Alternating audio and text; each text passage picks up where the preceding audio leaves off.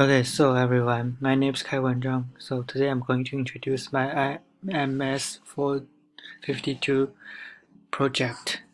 And so my problem is I want to make it clear to the students who are experiencing this special area through some specific learning method. Online learning is not a special case, but a trend. In the future, we may be offered the choice of online learning or offline learning, and I hope you will understand the difference between these two learning styles as soon as possible, so as to prepare for the future.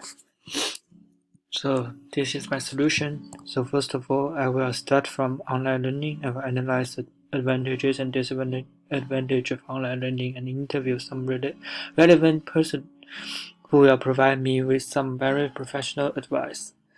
Secondly, I will focus on offline learning, recall what our previous classes were like, and try my best to convince my audience that online learning is not only an emergency plan, but also a future trend.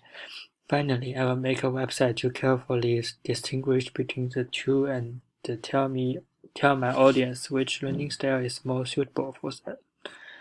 So why my project is necessary. So first of all, in my opinion, in this area of rapid development, the premise of human development is to facilitate human beings. We can imagine the smartphones, smartwatches, and also on that we are using now, all of which are to make human life more convenient.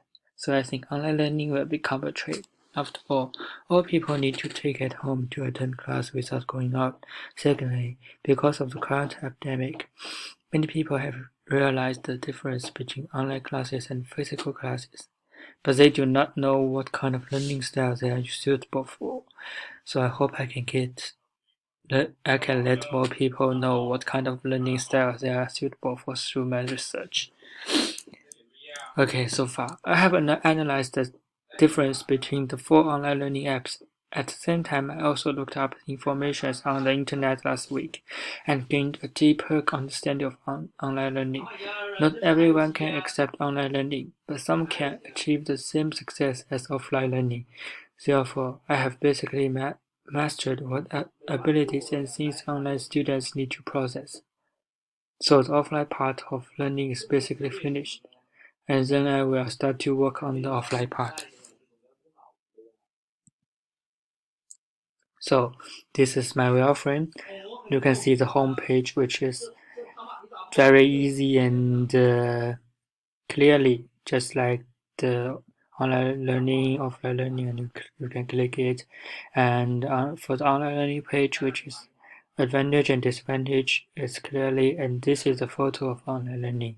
And for the offline learning, it's also like the same page, just change it to the offline learning. So for my next steps is working on offline learning part and interview relevant persons and research about offline learning. So I start to build my website. So thank you very much.